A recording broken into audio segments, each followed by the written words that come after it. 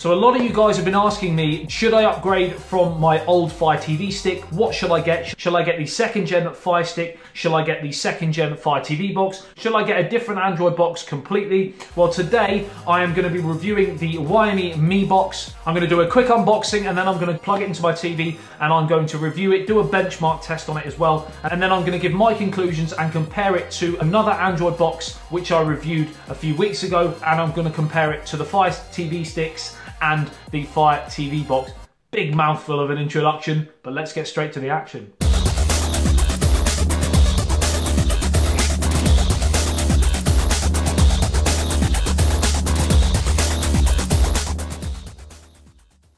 Today we're going to do an unboxing and a review of the Xiaomi Mi box.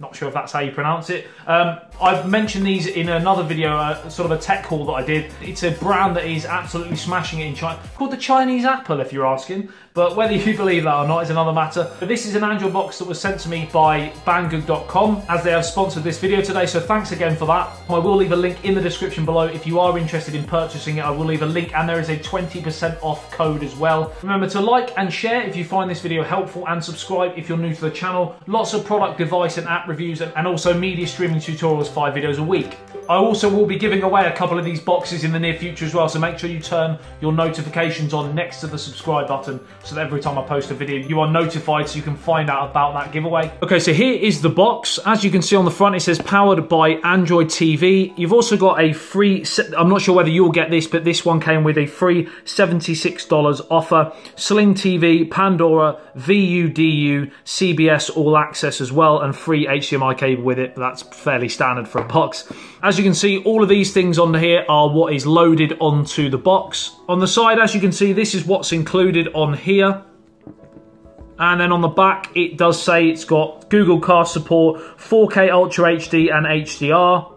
So it's a quad-core CPU, 3 and 2 core GPU, and it has Google Voice Search integration as well. It does also say, if you can see this here, Mi Box runs on the latest Android TV, which supports Google Voice Search and Google Cast. Catch your favorite TV shows, download apps and games from Google Play, watch the news or switch to radio, and the Mi Box also recommends videos based on your personal YouTube and Google Play preferences. So we'll get onto that when we jump onto the actual TV, but that's a couple of things that do come with it. And I know I'm sort of doing this at an angle and not upright, but I'm trying to fit it onto the camera. So it does say on here, free offers included. I'm not sure whether you'll get this. I'm guessing this comes standard at the moment with the Xiaomi box. Sling TV, $50 worth of credit for Sling TV. It's usually $20 a month, but obviously you'd get $50 worth of credit, so you'd get 2.5 months free. Movies. So you get $5 movies and TV credit. You also get 1 month free trial as well of CBS All Access if that's something you're interested in. And also Pandora, 3 months free trial as well. So again, something you might want to use. It was also a Red Dot Award 2016 winner for good design, I think. Not really sure what that is, but anyway. So enough of the outside of the box. So it looks pretty similar to like an Amazon Fire TV box on the outside with the orange and everything like that. If you open the box, put that to the side, you've got this section here. Obviously this is your box. So there's the back. It's very small, very slender. But it does feel quite weighty in the hand, which is nice. And then we will get out the next bit of the box. And you are greeted with this sort of instruction manual, things like that. And we'll just get rid of that. We don't need that. Just move the camera. Whoopsie. And then, of course, you've got the Bluetooth remote. So again, very, very handy Bluetooth remote, similar to your Fire TV stick or Fire TV box. Not the IR blaster, which you usually find on Android TV boxes, so it is good to see a Bluetooth remote there. And then, of course, you've got your HDMI cable there as well. So not too much in the box, but everything you're going to need. So you've seen what's in the box. Now let's jump on, plug it into the TV and see how this bad boy runs. So as you can see, as you load up the box, you are greeted with this sort of recommended tile here from YouTube, for example. On the top left, as you can see, you've got your voice Google search, for example, that you can use just by pressing up. And you've got click to speak. You've obviously got the voice button on your Bluetooth remote here. Or you can right click and go to the type section and you can then type in what you want from Google. Let's just try the voice search for now. Cody. as you can see, it loads up with some Kodi videos that come from YouTube, and there's quite a few there from me. That's pretty cool. If you go to here, it does recommend straight off the bat. It recommends Netflix, and it also recommends the Red Bull TV. If you then go down to apps, they are here. And this is a note for you guys who do get this box. Once you start downloading apps onto this box, they won't actually show on this bar. It'll only show generally like the Google Play, the YouTube, the Google Play Music and things like that. You have to actually go down to your settings, and you have to go across to apps, and that's where all your apps are. If you don't want to do what I'm going to show you now, they will be in there. But I would recommend, if you come back out, if you go down to home screen and click on that, you've got a recommendation row. If you click on that, that's all the ones that are recommended originally from the default box. You can choose to have them on or off. I've kept them on, but what I've then done is gone down to apps and games rows, and we click on that. You can then organize the apps. So if you click on that, I've then gone to recency order, and then every time you use an app, it will then come to the left-hand side here. So as you can see, you've got the benchmark test there, you've got ES File Explorer and Google Play and Kodi. They are the 4 most recent ones that I've used. Now I'll get onto all of the great things about this box in a second, but I want to start with the downside. And as we are on this section with ES File Explorer and Google Play, this is my main pet peeve, if you will. As you know, things like the Amazon Fire TV, other boxes that use the Android sort of software, but put their own UI over the top, their own sort of skin, if you will. They've done this on this box, so it is running Android TV, but they've put their own thing over the top, like TouchWiz, for example, on Samsung phones compared to stock Android, and it doesn't, in my opinion, improve. It looks much better. I actually like the look of everything here, but it doesn't aid you when you're trying to go for, like, Google Play, for example. So if you go to the Google Play, you've got Home, Games, My Apps, and Settings, but if we go to the top, and we search for a lot of different things. So let's search for an internet browser. Let's search for Google Chrome, for example. Google Chrome. And it comes up with YouTube videos on Google Chrome. It doesn't actually allow you to download, as far as I'm aware, certain apps straight from the Google Play Store, which for me seems odd. You have to install them via the ES File Explorer, which you can download from the Google Play Store. So there are certain things you can download from the Google Play Store, like Kodi, for example, but there are other apps that you can't download. So it's what they've chosen for you to enable you to download from the Google Play Store, which for me is pretty ridiculous. I think if you have a Google Play Store on your box, you should be able to download from the Google Play Store what the normal Google Play Store would be, if you see what I mean. Unless I'm wrong, and there is a way of actually doing it so that you can have the exact same Google Play Store experience as a normal Android TV box. Let me know in the comment section below if I've missed something, because it just seems to me that there isn't a way to get a standard Android TV experience. I mean, of course, you probably could root the box and that might help, but you know, if you can get past that and you're happy sideloading apps like you have to do on the Fire TV, for example, then you won't have any problems. You can use ES File Explorer. You can go in and you can, like I've done, I've sideloaded the benchmark test, which I'm going to do in a second. I've also sideloaded, obviously, Google Chrome.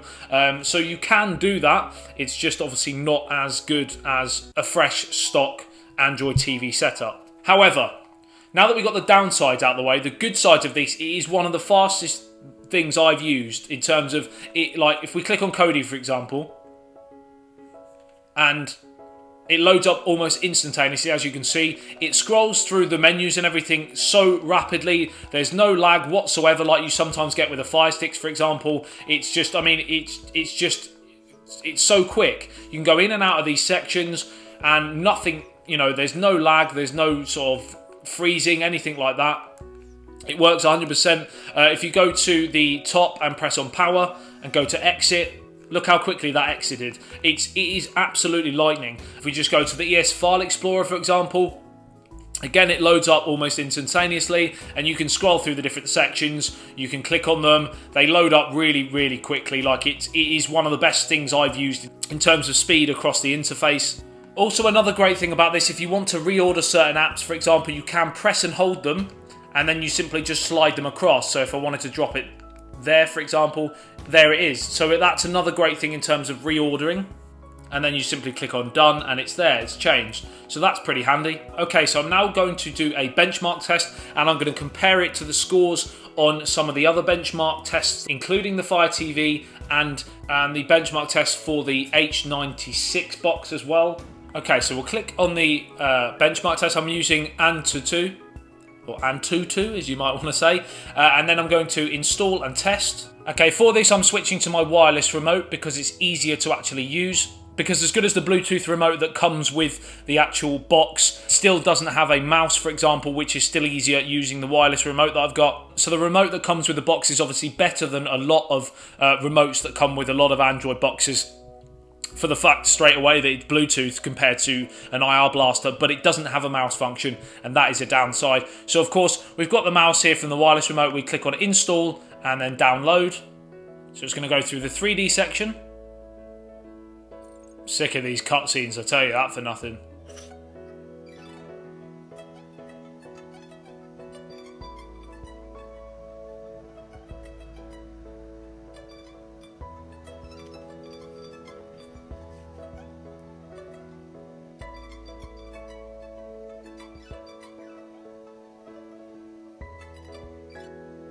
Okay, so it's now image processing fisheye.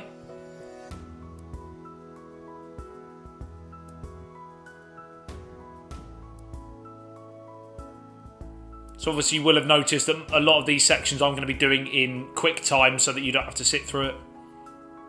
So it's now onto RAM speed.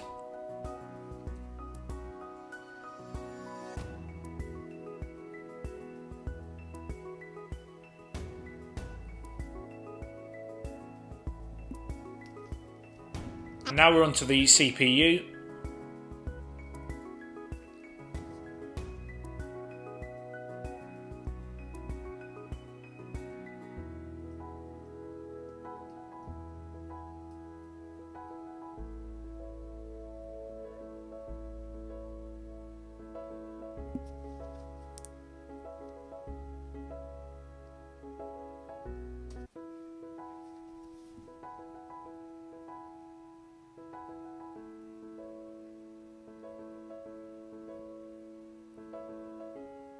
And now we're on to the final section of the UX hash checksum.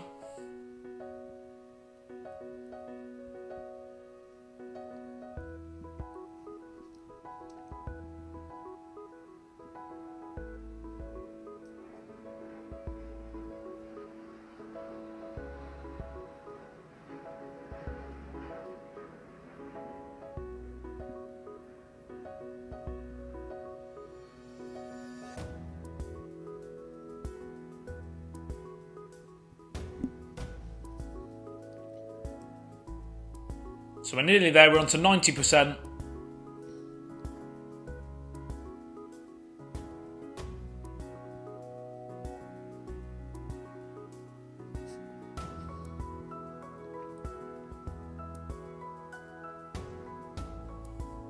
And we have finished, so there is our benchmark score. So we have a total score of 36528, 3D score of 2806, UX of 14875, CPU of 13452, and RAM of 5395. So after doing some research on benchmark tests for the other two products, well, the other three products that I mentioned before, so this one came in at around 36,000 overall. I also had a look around, like I said, and the first gen Fire Stick comes in at around 10,000. As far as I'm aware, the new Fire Stick scores higher obviously than the old Fire Stick, but not quite as good as this one. And then of course the second gen Fire TV box comes in at around 50,000. So it is, benchmark wise anyway, does come in stronger than this, but this one scores better than the Amazon Fire TV Sticks, both generations, again from the research that I did. If you guys have got more information, then please drop it in the comments section below. So also, again, having looked at the other box that I reviewed, the H96 box, also from Banggood.com, which again I will leave a link to below, this did score slightly lower than that on that one as well. So that came in about 43,000. This one obviously 36. So again, just another little comparison there for you. I will leave a link to that video that I did the review on that one as well in case you're interested in that. So that was the Xiaomi Mi box, ladies and gents.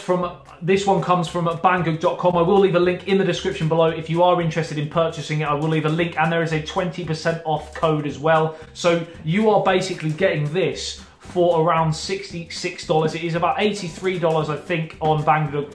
On Banggood. Oh my, I can't even speak. What's wrong with me? On Banggood.com. It's a bit of a tongue twister. And like I said, so it's $83 on there, but with the 20% off, you're looking at around $65, which of course is halfway between the new generation of Fire Stick, which is around $40, and of course $40 if you're in the US for your Amazon Fire TV Stick, the new gen, and of course about $90 as far as I'm aware for the Fire TV box, the second gen of that. So it is literally a halfway house. So if you want a better performance than your Fire Stick, even the new gen ones, then you're going to be looking at something like this. If you want to shell out more cash, then of course you will get a slightly better performance benchmark test anyway from the Amazon Fire TV box. So that's it for today, guys. Question of the day: do you think that this is worth the extra $20, $25 more than the second gen Fire Stick? Do you also think it's good value for money, it being cheaper than the Fire TV box? Do you think the interface that they've put over the top of the Android TV software, do you think that hinders, helps, etc, etc? Again, let me know below. I'd love to hear your thoughts. Remember to like and share if you found this video helpful and think others might, and of course subscribe if you're new to the channel. I'll see you in the next one. I've got another VPN that I'm going to be talking about tomorrow that you might be interested in. Just another honest review on that one. So I'll see you in the next one. Says BYT, peace out. Hi guys, and for you that are not sure about moving to Kodi 17.1, hopefully these builds will help you make that switch.